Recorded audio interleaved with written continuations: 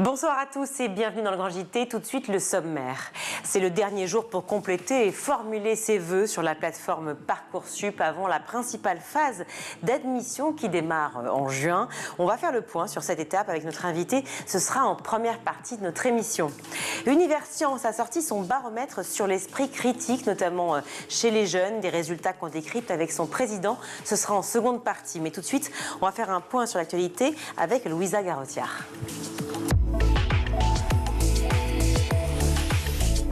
Bonsoir Louisa. Bonsoir Virginie. On ouvre ce journal avec 48 nouvelles plaintes déposées dans le cadre de l'affaire Betaram. Les accusations contre l'établissement d'enseignement catholique concernant des violences physiques et sexuelles commises sur d'anciens élèves ne cessent de se multiplier depuis les révélations de février 2024. 48 plaintes en un peu plus d'un mois, c'est énorme. Voici ce qu'a rapporté le collectif des anciens élèves victimes de ces agressions. Aujourd'hui, 48 nouvelles plaintes ont été adressées. Le dossier en compte désormais 200. Pour le porte-parole Alain Esquer, ces 48 plaintes sont toutes proscrites. Parmi elles, des viols en réunion commis par 2 prêtres. Depuis 2 mois et la médiatisation de l'affaire, les dénonciations ne cessent de croître. Actuellement se déroule le colloque de l'Église sur la lutte contre les violences sexuelles. À Lourdes, mardi, Olivier Bunel, l'une des victimes, se confiait sur les violences vécues. Je cite « J'ai été laissé en pâture à des religieux tyranniques et un laïc pervers, sadique et pédophile. Betaram a détruit ma vie tout entière. » Pour rappel, si vous êtes un enfant en danger ou témoin d'une situation où un enfant est en péril, victime de violences physiques ou sexuelles, il existe un numéro gratuit et anonyme. Il s'agit du 119 et plus d'informations sont à retrouver sur le site allo119.gouv.fr. Et bien sûr, nous suivons de très très près ces affaires. On poursuit ce journal à Saint-Ouen, en Seine-Saint-Denis, où l'école Émile Zola est investie par des dealers de drogue, ce qui inquiète forcément les parents d'élèves et qui se posent la question de relocaliser certaines classes de maternelle. Au milieu des HLM du quartier Arago, des tags affichent le prix des drogues sur les murs. Des dealers sont postés jour et nuit autour de l'école. Ils entrent au sein de l'établissement pour stocker leurs produits. Un père de famille confiait au micro d'Europe 1, je cite, « Ma fille a retrouvé un sachet. On parle de sachet avec de la cocaïne et un pouce dans la bouche peut vite arriver, surtout après avoir cru que c'était du sucre. » Alors faut-il déplacer les classes de cette école? Voici ce qu'a répondu Karim Bouamran, maire PS de Saint-Ouen, au micro de William Delesseux. Il s'agit de la santé et de la sécurité des tout-petits. Il faut prendre 0 risque. Il fallait les transférer. Si jamais cette décision est entérinée par les parents d'élèves, j'en prendrai acte et je trouverai les solutions alternatives pour pouvoir assurer un maximum de présence sur le terrain en termes de service public. Une réunion publique était prévue aujourd'hui. Demain, une autre consultation devrait avoir lieu. Objectif pour les élus, relocaliser les 4 classes dans d'autres établissements. Direction l'Assemblée nationale où a été adoptée en première lecture une proposition de loi qui veut modifier la définition pénale du viol et des agressions sexuelles. Un texte transpartisan adopté hier, 161 voix pour, 56 voix contre.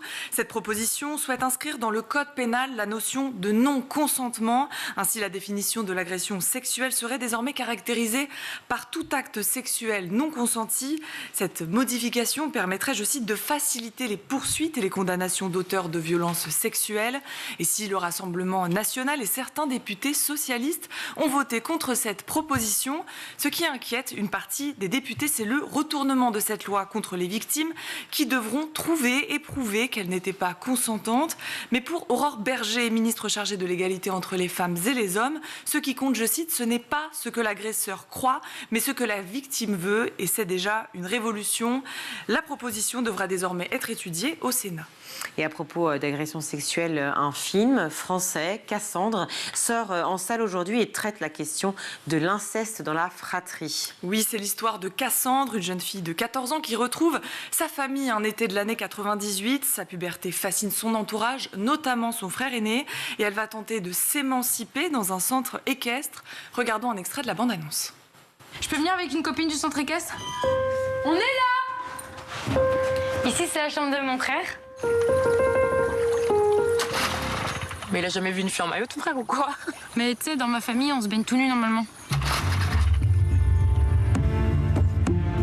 Oh! Mais t'as des poils. C'est bon. Eh, mais c'est pas bien de dormir en culotte, hein. Faut que ça respire. Moi, je mets jamais de culotte sous ma jupe, hein. On ferme les yeux, diaphragme décontracté, les mâchoires détendues. Il y a 4 types de réactions face à un danger ou une agression. Aïe, mais ça fait super mal. Tu veux pas une péridurale non plus? Et la réalisatrice Hélène Merlin s'est inspirée de sa vie et des violences sexuelles qu'elle a subies afin d'écrire ce film.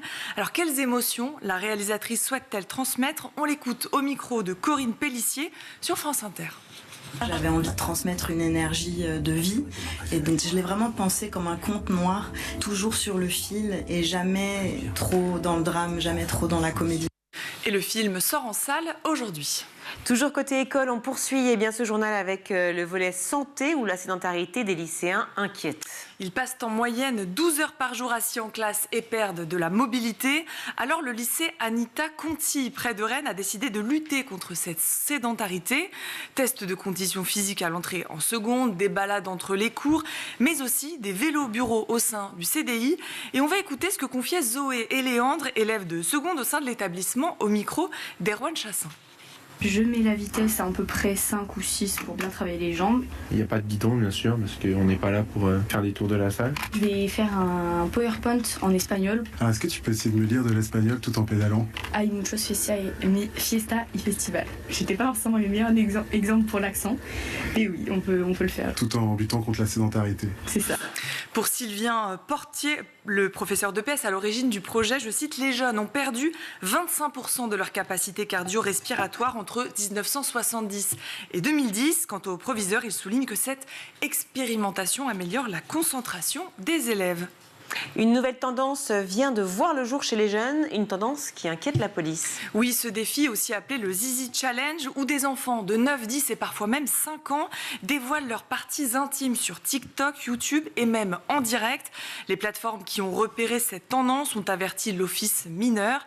Alors si pour les enfants, il s'agit d'un divertissement, pour Quentin Bévan, commissaire de police à l'office mineur, pour lui, il s'agit d'un problème bien plus sérieux. On l'écoute. C'est d'abord d'exposer ses parties intimes à tout à chacun et que ça puisse ressortir un jour et puis nous nuire, mais surtout attirer des profils de prédateurs pédocriminels qui vont chercher à rentrer en contact avec l'enfant, quelqu'un qui va lui envoyer un message pour rentrer en contact avec lui, pour lui demander d'autres photos, le faire chanter, pourquoi pas derrière, on a aussi le phénomène de la sextorsion pour obtenir plusieurs vidéos intimes. Et cette nouvelle tendance met aussi les parents en danger, responsables de la diffusion d'images pédopornographiques, si leurs enfants partagent les vidéos via leur compte ou leur téléphone. On continue avec la journée mondiale de sensibilisation à l'autisme et la question de l'accompagnement de ces élèves dans leur vie affective. En France, ce sont 47 000 élèves autistes qui sont scolarisés en milieu dit ordinaire. Si ce trouble se manifeste de plusieurs façons, les enfants autistes peuvent avoir du mal à décrypter les interactions sociales ou exprimer différemment leurs émotions. C'est dans ce contexte que se pose la question de la vie affective et sexuelle. On va écouter le témoignage de Nils, 17 ans, diagnostiqué autiste, qui nous explique comment sont perçues ses émotions auprès des autres. On l'écoute au micro d'Amélia Mattard sur France Info. On a parfois du mal à formuler nos idées, c'est-à-dire que nos idées peuvent paraître assez ambiguës pour les autres, la manière dont on les formule et tout, pas clair, et les gens parfois qui sont pas avertis peuvent nous voir comme des personnes bizarres. On estime que 88% des femmes autistes ont été victimes de violences sexuelles, près d'1 sur 2 avant l'âge de 14 ans. Pour prévenir et s'adapter à toutes et tous, une initiative verra le jour en 2027 avec l'ouverture de l'Institut du cerveau au sein de l'hôpital Robert Debré à Paris. Et on termine avec ce journal, avec le prix Astrid Lindgren, aussi appelé le Nobel de littérature jeunesse, qui a été remis hier à l'écrivaine française Marion Brunet. Ce prix créé en 2002 par le gouvernement suédois récompense une œuvre destinée à la jeunesse. Cette année, il a été attribué à l'autrice Marion Brunet, connue pour ses romans qui mettent en lumière une jeunesse debout face à une société immorale et abordent les thèmes du changement climatique et de la détresse sociale. Pour la présidente du jury, je cite, Marion Brunet décrit d'une plume éblouissante la réalité des jeunes dans un monde de plus en plus matérialiste et menaçant. La remise du prix se tiendra le 9 juin prochain au Concert Hall de Stockholm. Merci beaucoup Louisa. Formation privée, ordre des préférences pour les facultés. C'est le dernier jour du casse-tête Parcoursup pour les lycéens qui ont jusqu'à ce soir minuit pour inscrire leurs vœux sur cette fameuse plateforme avant la principale phase d'admission qui aura lieu début juin. On va détailler tout ça avec nos invités. Pour en parler, je suis ravie d'accueillir Claire Spinman. Bonjour. Bonjour. Merci d'être avec nous. Vous êtes responsable des admissions à Essier-Paris, école d'ingénieurs. Pierre-Philippe Dabo-Amogou, bonjour. Bonjour. Merci d'être avec nous également. Vous êtes fondateur de Étudiants Ambitieux, qui est donc un compte Instagram qui est très nourri, également CEO de LightMe. On parle donc des derniers vœux de Parcoursup. C'est le dernier jour pour inscrire ses vœux sur la plateforme. L'importance de cette phase de vœux, c'est justement qu'on ne peut plus revenir en arrière. Claire Spinman. C'est ça, en fait. C'est une phase de confirmation des vœux. Donc, on ne peut plus ajouter de vœux, mais par contre, il faut finaliser ses candidatures. Il faut compléter son dossier, mettre ses lettres de motivation pour pouvoir confirmer l'ensemble des vœux qu'on a choisis. Pierre-Philippe Dabo-Amogou, comment ça s'est passé pour vous au moment de justement faire vos vœux? C'était un moment très difficile. Parce que je pense que l'orientation, c'est avant tout de la connaissance de soi et ça demande beaucoup d'introspection. Donc j'avais besoin de savoir finalement qui j'étais et qui je souhaitais devenir. Et donc quelle formation allait me permettre de devenir cette personne, de par les opportunités qu'elle proposait et de par aussi les caractéristiques de cette formation.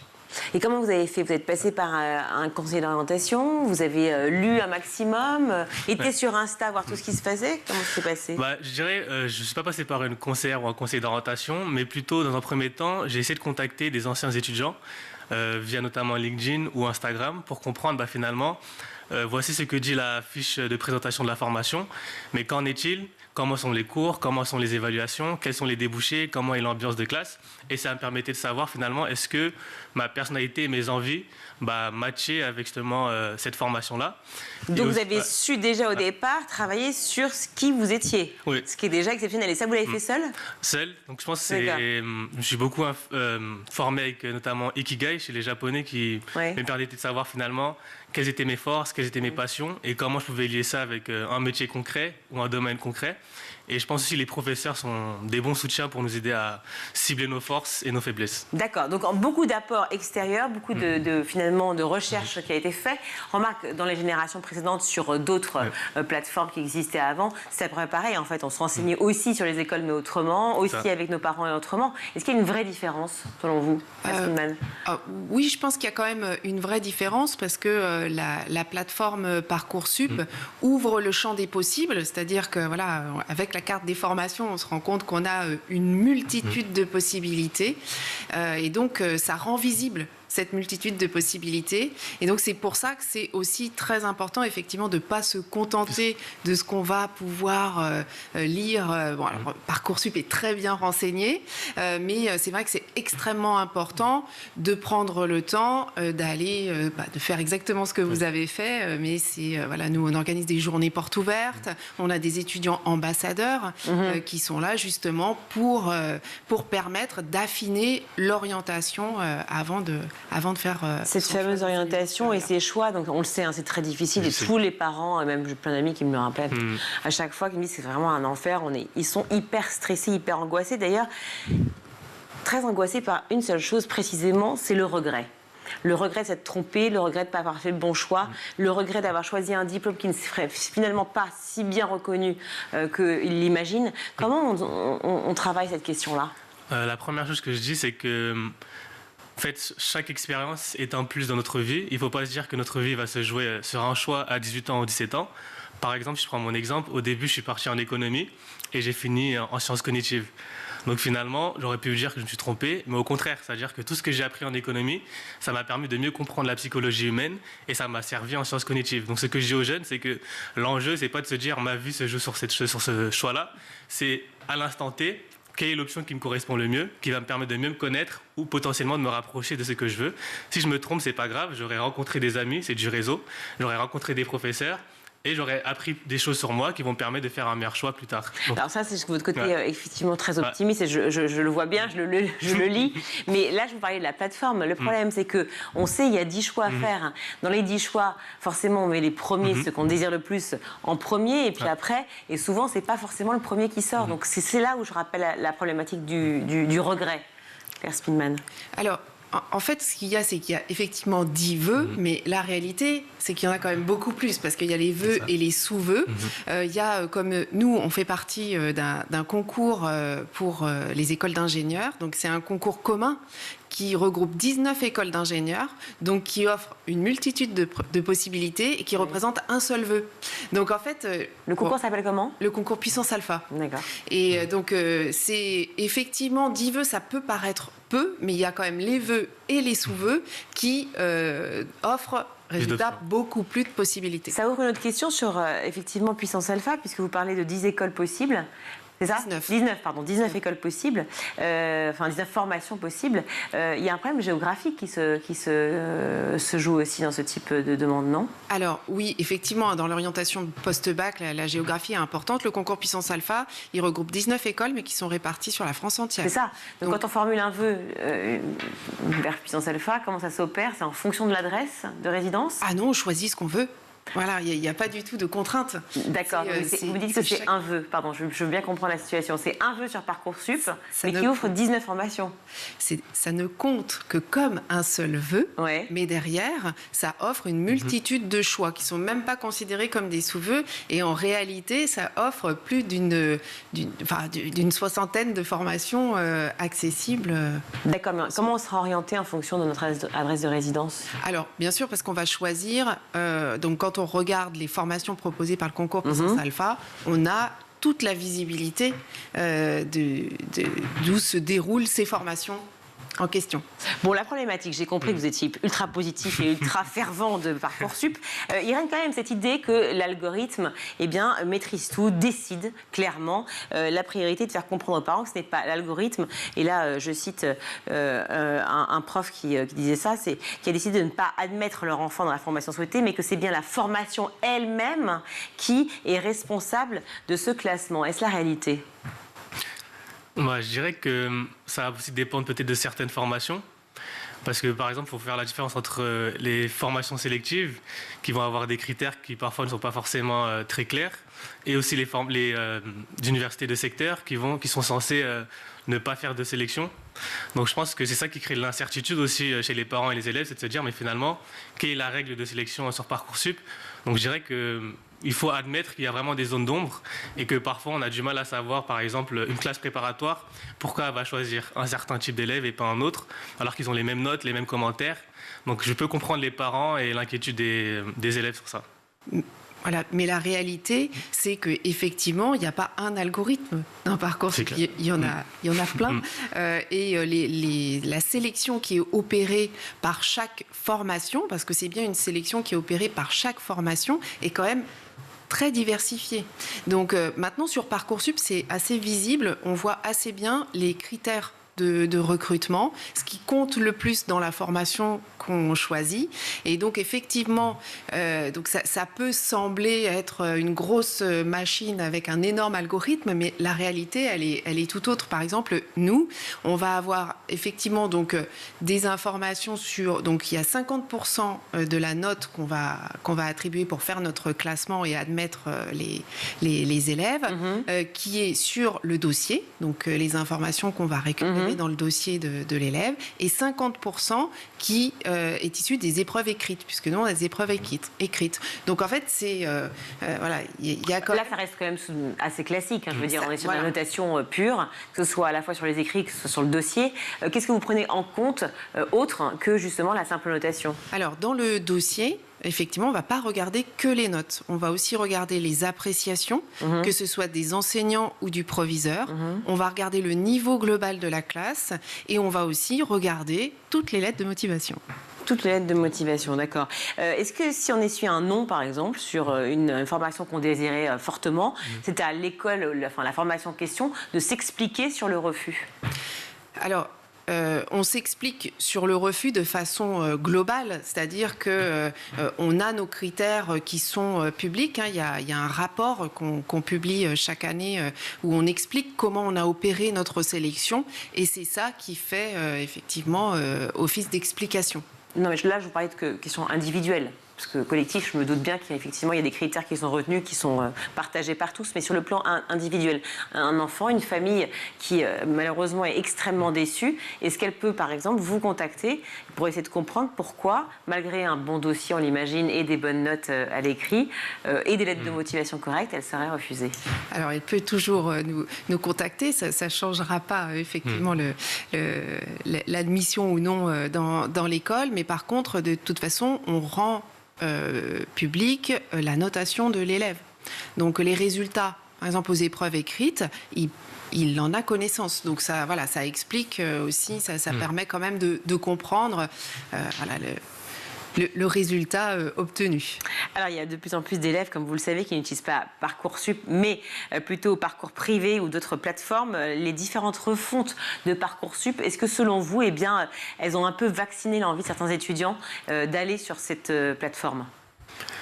Je pense que c'est vrai que par rapport au sujet évoqué précédemment, c'est vrai que Parcoursup, c'est vraiment vu comme quelque chose où on va apprendre beaucoup de noms, et ça peut parfois heurter l'ego de certains élèves, et ils peuvent se dire que vaut mieux, par exemple, aller sur une plateforme privée où j'aurai plus de chances de pouvoir avoir un oui. Donc je pense qu'effectivement, selon moi, en tout cas, par rapport à mes prédictions, je pense qu'il y aura de plus en plus de plateformes privées ou d'écoles qui vont chercher à avoir une double admission, parce que ça peut permettre justement d'attirer des talents qui vont se dire que sur Parcoursup, de toute façon, j'ai une chance sur 1000 d'avoir mon premier vœu, tandis que sur une plateforme... C'est important ce que vous dites, parce que ça veut quand même dire qu'on ne va pas faire le choix du coup de la formation, mais on va faire le contre-choix de la peur panique que génère Parcoursup. Alors après, je ne sais pas si effectivement, enfin, je pense que ça peut être le cas pour certains élèves, mais globalement, je pense que Parcoursup offre un éventail de possibilités qui, même s'il peut effectivement être un peu stressant pour les élèves, ça reste quand même le moyen d'ouvrir le champ des possibles. Oui, ouvrir le champ des possibles, mais enfin, ça reste quand même effectivement cette idée qu'on ne sait absolument pas. Déjà, il y a quand même plusieurs étapes, on va les rappeler. Donc aujourd'hui, c'est pour ça qu'on fait cette émission spécifiquement ce soir. C'est le dernier jour pour compléter donc, son dossier et ses vœux. Donc courez-y, plus quelques heures pour le faire. Mais après, il y a du 2 juin au 10 juillet la phase principale d'admission, puis après la phase complémentaire entre le 11 juin et le 11 septembre.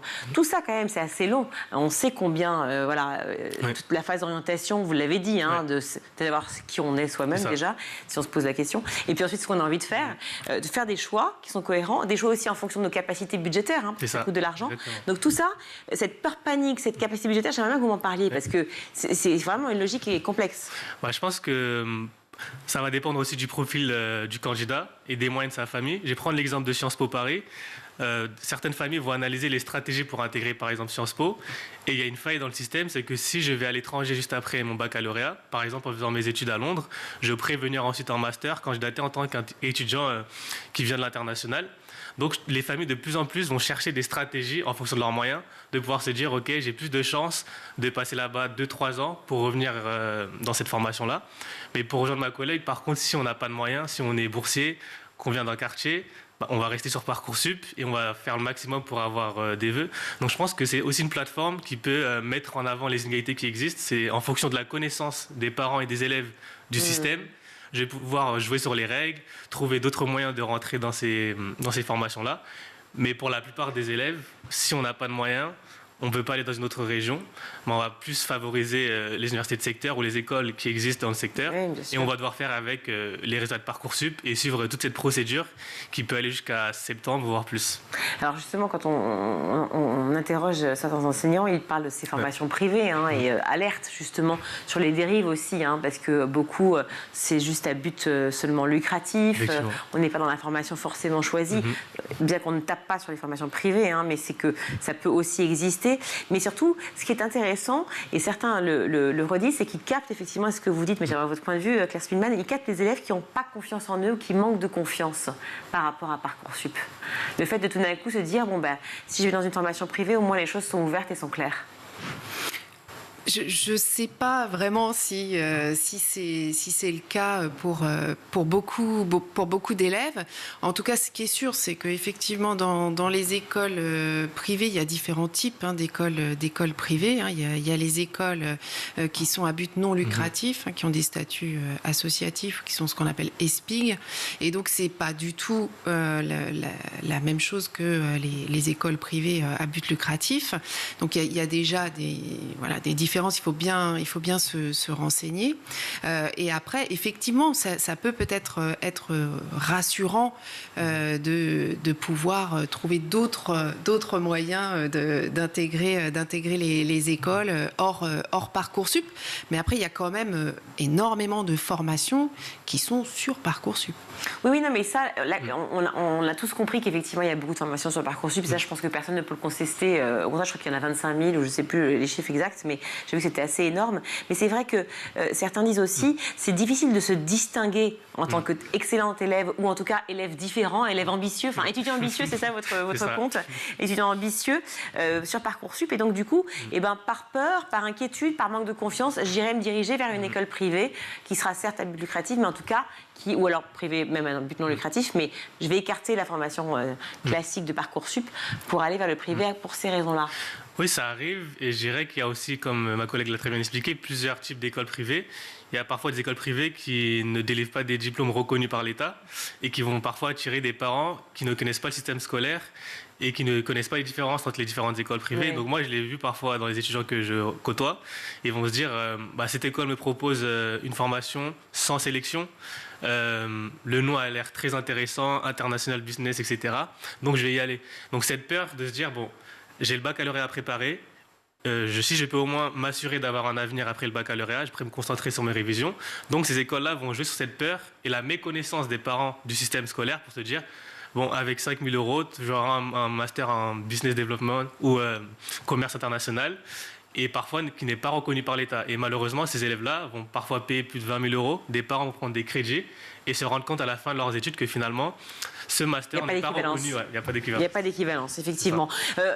Sur le vocabulaire, il y a aussi une autre chose qui est intéressante que j'ai relevée sur tous les articles de presse, c'est qu'en fait, le mot université tend à disparaître au profit du mot école. Est-ce que c'est ce que vous avez remarqué aussi ?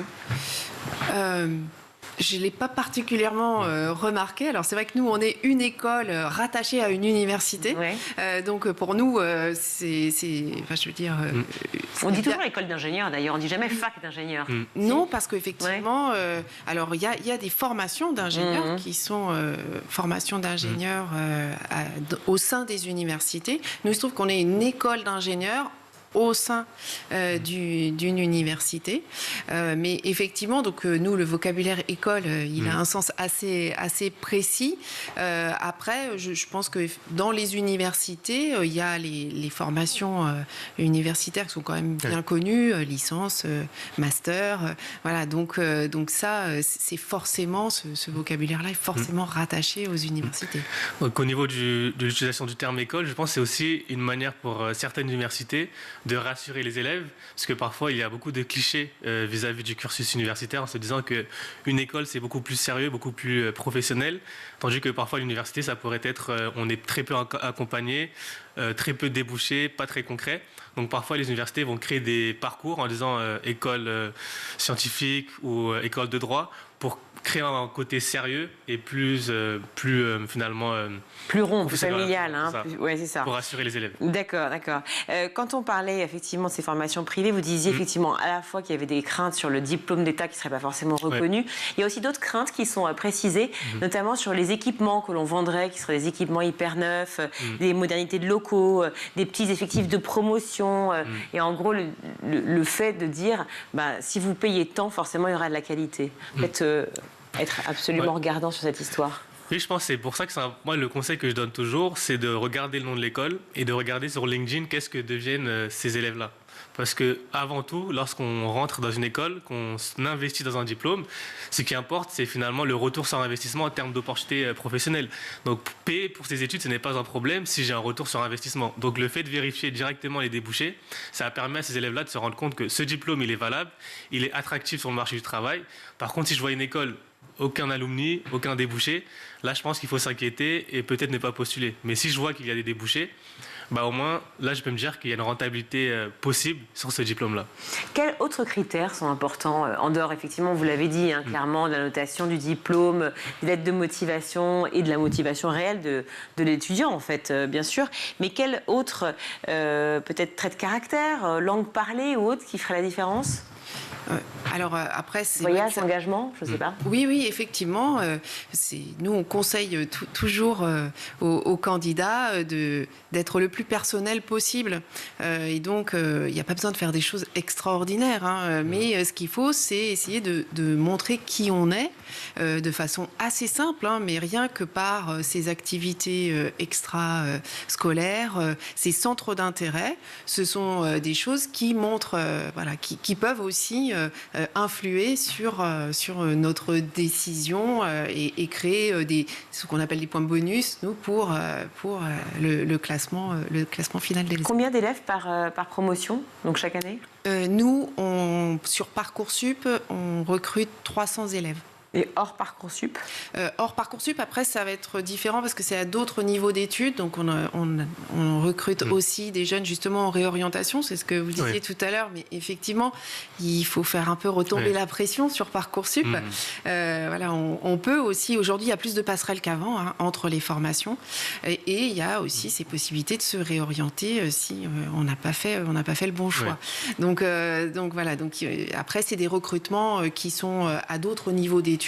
Nous, on recrute aussi beaucoup d'élèves après Bac+2 ou 3 pour rentrer directement en cycle ingénieur, c'est les 3 dernières années, et notamment dans des formations en alternance. Ah oui, aussi l'alternance qui marche très bien. Voilà. Vous parliez effectivement de votre profil, en fait, de votre parcours. Sciences éco, c'est ça, et puis après sciences cognitives. Est-ce que, du coup... mais est-ce que c'était véritablement un choix ou est-ce qu'on peut imputer une faute d'orientation ou alors justement à la plateforme Parcoursup un choix qui était peut-être parmi les 8e ou 10e mais qui n'était pas vraiment le choix de départ quoi. Dans mon cas, c'était vraiment mon choix numéro 1. Donc c'était une filière au lycée Henri IV en économie. C'est juste que lorsque je suis arrivé au niveau master, je me suis rendu compte que finalement... l'impact que je voulais avoir dans le domaine de l'éducation, il serait plus pertinent peut-être sous l'angle des sciences cognitives et de l'apprentissage. Donc encore une fois, je me suis découvert moi-même et je me suis rendu compte que les croyances que j'avais lorsque j'étais plus jeune n'étaient pas forcément celles qui me correspondaient aujourd'hui. Et en termes d'inégalité sociale, vous en parliez, c'est quand même très important aussi de faire ce point et le souligner. C'est vrai que Parcoursup a été aussi créé pour ça, pour combattre les inégalités sociales, et pourtant, vous êtes le premier à dire que malgré tout, ça reste quand même difficile. Est-ce qu'il y a un pont réel qui s'opère ? Et j'aimerais votre réponse aussi après là-dessus, par rapport à l'ESSI et Paris, de pouvoir justement peut-être favoriser aussi ceux qui n'ont pas ces chances de départ. Je pense que des efforts sont en train d'être mis en place, mais c'est encore très insuffisant. Tout simplement parce que, par exemple, pour qualifier qui vient de milieu modeste ou non, c'est souvent le critère de la bourse du Crous. Sauf que les élèves font parfois les demandes bien après leur admission dans les formations. Donc ça fait que finalement, on n'arrive pas forcément à cibler ces jeunes-là. D'autant plus que votre niveau social peut changer en fonction de la distance de l'établissement. C'est-à-dire que si j'étais échelon 0 à Paris et que je fais une formation à Marseille, peut-être que mon échelon va changer.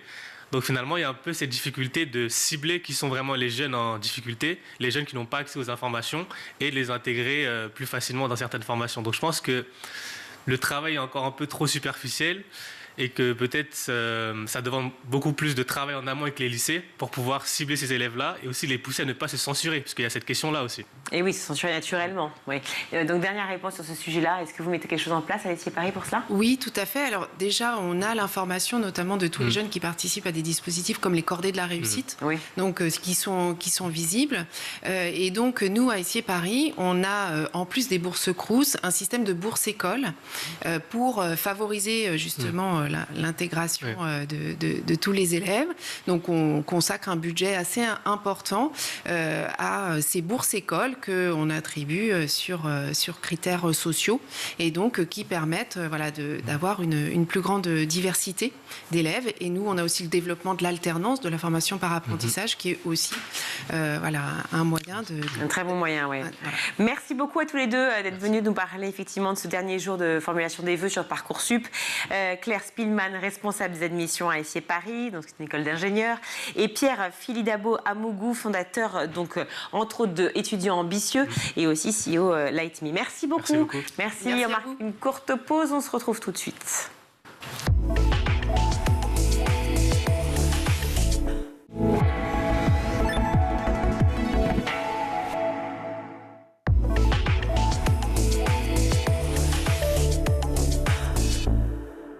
De retour dans le Grand JT, je suis ravie d'accueillir Joanne Randriana Rivello. Bonjour. Bonjour. Merci d'être avec nous. Vous êtes fondatrice de Hello Récit.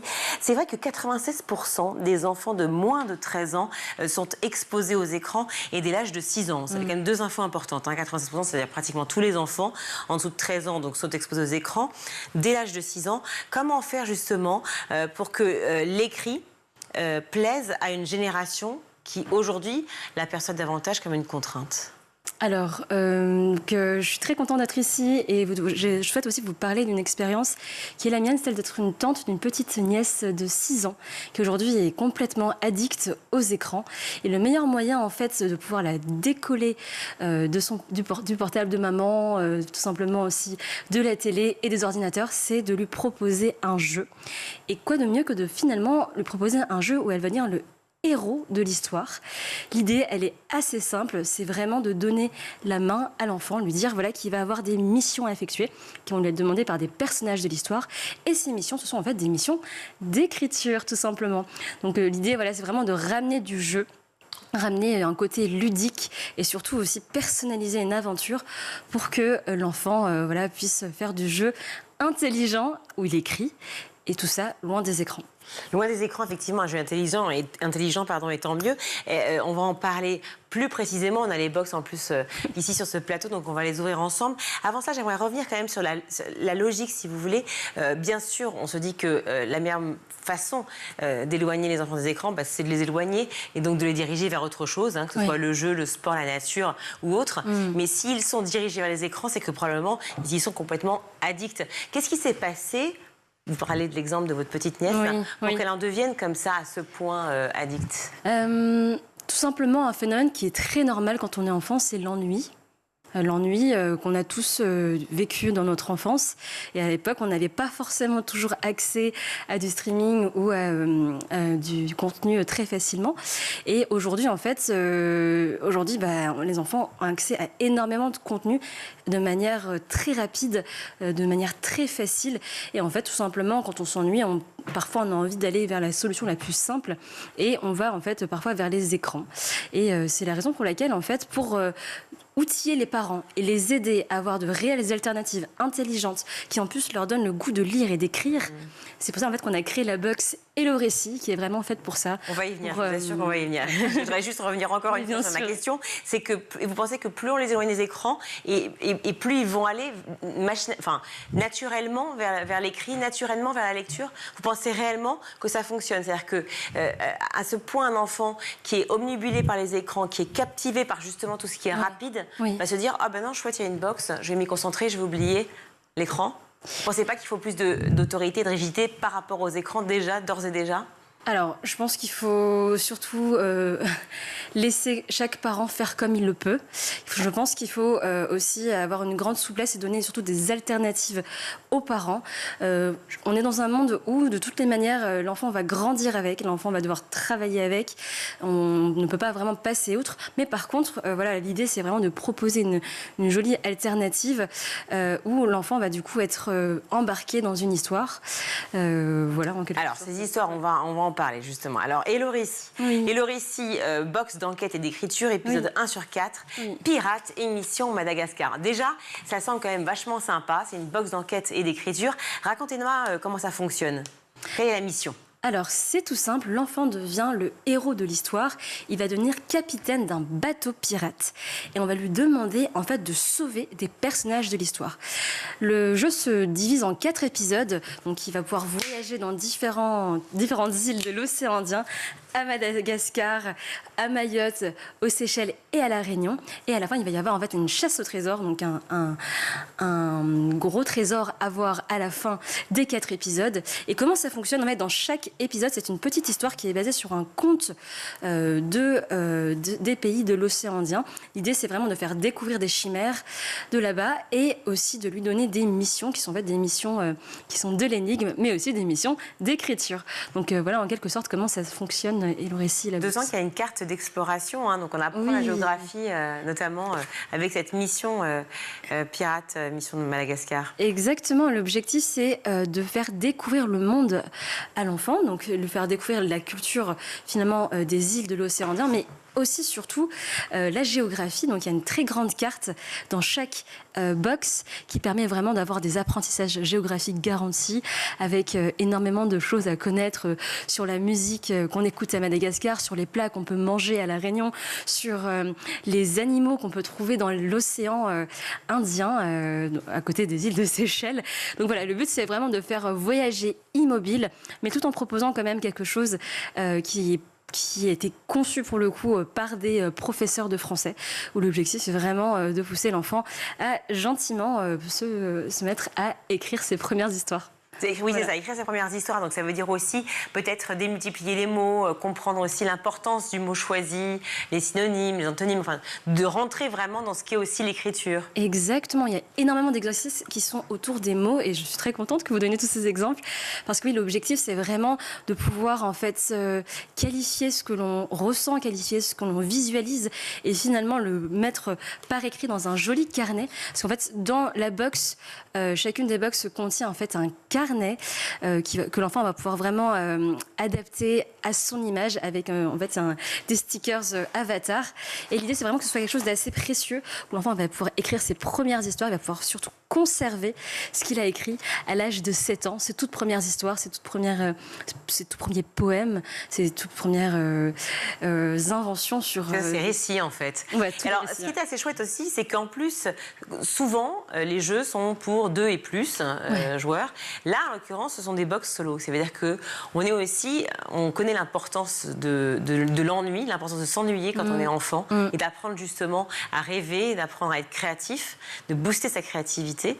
Et donc, est-ce que ces box-là peuvent permettre à ces enfants, puisqu'ils sont seuls finalement par rapport à leur récit, face à l'histoire qu'ils souhaitent raconter, et en même temps avec des réalités, puisqu'on a parlé de géographie, on a parlé aussi de tous ces fuseaux horaires que font la France. Donc, d'apprendre, mais aussi de créer seul. C'est important. Eh bien, c'est vraiment l'objectif. L'objectif, c'est vraiment de pouvoir donner le goût d'écrire, donner des outils pour développer l'imaginaire des enfants. Donc en fait, on leur donne finalement des exercices qui sont en fait des lettres de mission qui sont données par des personnages de l'histoire. Et après, libre à eux vraiment de pouvoir inventer la poésie qu'ils souhaitent, inventer le conte qu'ils souhaitent. Le but vraiment, c'est de donner en fait finalement des excuses, finalement donner des motivations narratives pour que l'enfant puisse vraiment écrire ses toutes premières histoires. Alors je sais que vous combattez les écrans et vous en avez longuement parlé en début de cet échange, mais est-ce que là, pour le coup, les écrans, puisqu'on ne peut pas se défaire totalement du jour au lendemain, on le sait, c'est le principe de l'addiction, est-ce que les écrans peuvent être aussi un moteur? Est-ce qu'on peut dire aux enfants qui sont un peu réfractaires, au contraire, nourris-toi aussi, prends les exemples, les choses que tu as vues sur les différentes vidéos, pour pouvoir là les mettre sur papier et en faire un récit peut-être encore nouveau? Mais écoutez, c'est tout à fait possible. Notamment, il y a des parents qui adorent, notamment quand ils ouvrent la grande carte de Madagascar, se dire c'est génial, on a pu le voir sur une carte, on a pu l'identifier. Regardons ensuite un reportage sur Madagascar. Certains vont même parfois regarder des recettes de cuisine pour pouvoir du coup vraiment se plonger dans l'univers du pays. Donc vraiment c'est complémentaire et pour le coup il y a tout l'univers sonore aussi qui n'est pas forcément présent, mais d'ailleurs qu'on envisage d'intégrer dans les prochaines box avec du podcast et de l'univers sonore pour aider justement à encore plus s'immerger dans l'histoire. Ok, donc on parlait des box solo qui sont plutôt pour les familles et là vous avez près de vous la box pour les classes. Exactement. Donc pour 30 plutôt 30 joueurs, c'est ça? C'est ça, exactement. Donc on passe d'un mode 1 joueur à un mode 30 joueurs. Là, l'objectif, il est à peu près le même. Il est en fait de pouvoir, je vous en prie, il est finalement en fait de pouvoir créer un livre sur la base d'un scénario, un peu sur le modèle des Mille et une nuits. En fait, on est sur un récit encadré où les enfants vont avoir des lettres de mission à ouvrir et à partir de là, ils vont pouvoir en fait inventer des parties de l'histoire. Donc en fait, là, on a été, je pense, assez fort. C'est que l'objectif, c'est vraiment de donner en fait des outils pour que les professeurs puissent rattraper et mettre en place leur programme de français.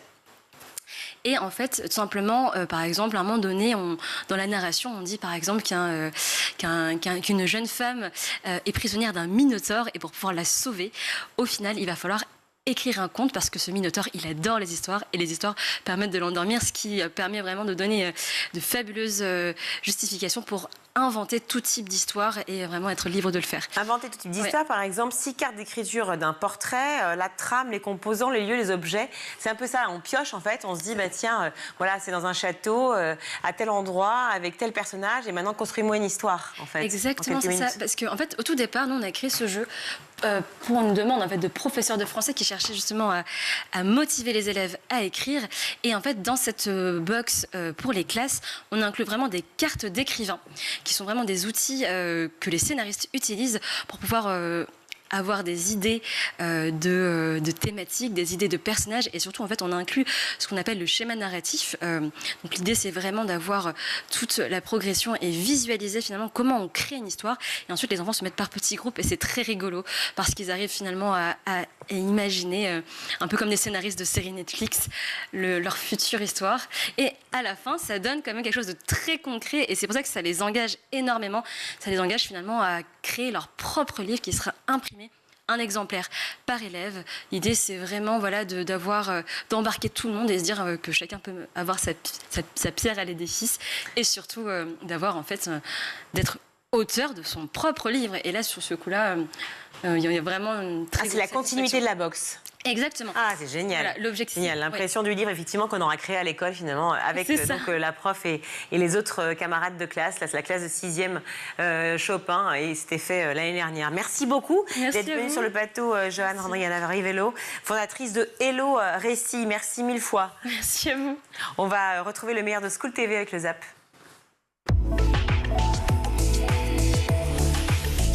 Ma fille, alors même, dites-vous qu'on n'est même pas sûr que le petit chaperon soit une fille. Oui, alors il y a vraiment un jeu sur la fluidité des genres, un trouble dans les genres. Vous avez compté quand même, vous vous souvenez de votre décompte? Oui, alors je crois qu'il y a 13 occurrences du féminin, donc chez Perrault, du féminin pour parler du petit chaperon rouge, et 10 au masculin, ce qui est quand même c'est quasiment conséquent. Oui, c'est quasiment équivalent. Et ce qui mène d'ailleurs à des espèces de bizarreries grammaticales. Puisque, par exemple, dans l'une des dernières phrases, alors je sais pas, je la cite de mémoire, donc je sais plus exactement, mais il y a quelque chose, vraiment une incorrection grammaticale, parce que on va dire, Perrault écrit, le loup se jeta sur le petit chaperon rouge et il la mangea. Et en fait, la reprise pronominale féminin est incorrecte si on suit la grammaire de Vaugelas, quoi. Et donc c'est intéressant ce trouble. Et évidemment après, enfin évidemment ou pas, moi cette question du genre du petit chaperon rouge, elle a été évoquée, elle a beaucoup été travaillée depuis bien longtemps, bien avant moi. Mais moi là où ça va m'intéresser, c'est d'essayer d'appliquer ça aussi aux autres personnages du conte, de me demander s'il n'y a pas une fluidité de genre de la grand-mère et même du loup. Quel retour d'expérience et comment elle évolue ton académie? Écoute, elle évolue bien. On a de plus en plus de filles qu'on a formées. On a formé quand même plus de 700 jeunes en 2023-2024. Beaucoup des jeunes filles qui sont dans les quartiers, mais aussi des jeunes garçons, parce que pour moi, l'éducation autour de l'égalité homme-femme, ça ne se parle pas que entre filles ou entre femmes, mais il faut y impliquer aussi les garçons dès le plus jeune âge. Voilà. aujourd'hui, quand j'interviens dans les collèges, souvent, je vois les garçons qui s'assoient d'un côté, les filles d'un autre. Et je dis, ah non, alors on va changer tout. Les garçons, allez, ce groupe-là, vous allez vous mettre là. Donc on change un petit peu les places. Et très vite, les premières questions, quand ils voient une rugby woman arriver en classe, c'est mais on va vraiment jouer ensemble, en mixité? J'ai dit, bah oui, on va jouer tous ensemble. Ah mais nous, on veut pas. Donc, c'est assez étonnant d'entendre... Et qui ne veut pas souvent, les garçons ou les filles? Les filles. Ouais. Ah, les filles. Les filles sont assez réfractaires. Les garçons aussi. Hein. Il y a vraiment une dualité et vraiment pas l'envie de se mélanger. Donc, en fait, nous, on arrive avec le rugby, on déconstruit un peu tous les stéréotypes. Pourquoi vous aimez pas ça? Qu'est-ce que vous pensez du rugby? Donc, souvent, ils vont vous dire que c'est un sport trop de combat, agressif. Donc, du coup, les filles... On pense aussi au plaquage. Hein. Et on pense au plaquage. D'ailleurs, les gars, quand on intervient, on peut faire des plaquages, Voilà. Les filles, un peu moins dans le contact, mais plutôt à vouloir jouer à la balle et faire déplacer le ballon et courir. Donc voilà, on essaye avec justement les envies et les caractéristiques de chacun de faire en sorte qu'ils jouent ensemble. Numénia, c'est le nom de cette série audio interactive qui invite les adolescents à une véritable quête de connaissance de soi à travers une histoire se déroulant sur une autre planète. Est-ce que vous voulez bien nous en dire un peu plus? Oui, bien sûr. Alors Numénia, c'est une série audio interactive pour les 10-14 ans. Et l'idée, c'était, la question que je me suis posée, c'est comment on continue d'accompagner les enfants après La Fabrique à Histoire, après Flamme, comment on continue de s'adresser à eux. Et là, je me suis dit, moi, je veux d'abord, avant de leur raconter une histoire, penser à eux et qu'est-ce que j'ai envie de leur apporter. Et effectivement, la question de la crise d'adolescence, l'éco-anxiété, un bouleversement qui fait que cet âge-là, il se passe beaucoup de choses pour elles et pour eux. Comment on s'adresse à eux pour venir les toucher au plus profond? Et c'est là où le format de série audio interactive est intéressant parce que nous, c'est un livre audio dont tu es le héros ou l'héroïne. Et donc, en fait, les personnages et le narrateur viennent s'adresser à l'auditeur, l'auditrice directement en disant avec un nom attribué au début de la fiction. Moi, par exemple, je m'appelle Pluie. Et ce qui fait qu'on n'est pas embarqué dans l'histoire d'un tel ou d'une telle. On est embarqué dans sa propre histoire. Et en fait, ça change l'expérience. Et tout ça guidé par de l'audio qui est très immersif. Et ensuite, c'était d'aller créer des situations où on va faire en sorte que l'ado se questionne sur lui ou sur elle. Quelle est ma manière de fonctionner? Qu'est-ce qui m'énergise? Comment j'organise mon temps? Ce genre de choses qui va ensuite lui déterminer son profil et donc du coup son nom qu'on va lui donner dans la fiction. Dans Le Petit Chaperon Rouge, il y a cette autre bizarrerie que je vais prendre comme un indice, qui est que au départ de la maison, en fait, la mère ne met pas en garde la petite fille sur les dangers de la forêt, comme on pourrait l'imaginer, parce que la lecture hégémonique du conte est tellement axée sur l'idée que la petite fille serait un peu punie d'avoir traîné, traîné à l'extérieur et d'avoir été un peu frivole. En vérité, déjà, c'est pas là qu'arrive le danger. Et puis, par ailleurs, en fait, sa mère ne lui a rien dit. Donc, c'est pas comme si elle désobéissait à quelque chose. Or, sa mère, en fait, lui a transmis une mise en garde, un conseil, un seul, qui est lorsque tu arriveras, n'oublie pas de dire bonjour à ta grand-mère et ne va pas fureter dans tous les coins. Exactement. Et commence pas à regarder dans tous les coins. Voilà, donc ce conseil, du coup, au prisme de la lecture que j'en propose, devient une espèce d'injonction à ne pas aller fouiner. Et moi, je le prends presque comme ne pas aller voir ce qu'il y a dans les zones d'ombre du foyer. Est-ce qu'elle se livre aussi? C'est un espace de je pense que le fait d'être une femme, elle s'identifie à un rôle modèle. Elle se dit, ok. Elle est T'as cool. déjà joué au rugby? J'ai dit, bah oui. Et toi aussi, tu peux le faire. Et le fait que je les incite un peu par la parole et aussi en montrant des souvenirs, des maillots, des vidéos où je joue, elles se disent, ah ouais, en fait, moi aussi, je suis une fille et je peux aussi jouer au rugby. Et donc, c'est là où on a gagné notre pari quand, à la fin, elles nous disent, on veut s'inscrire pour le stage. Super. Ouais. Et surtout de voir en très peu de temps le changement qui peut être opéré. Et aujourd'hui, j'incite tous les sportifs de haut niveau à aller dans les établissements scolaires pour inciter notre jeunesse à faire du sport, parce qu'aujourd'hui, c'est catastrophique.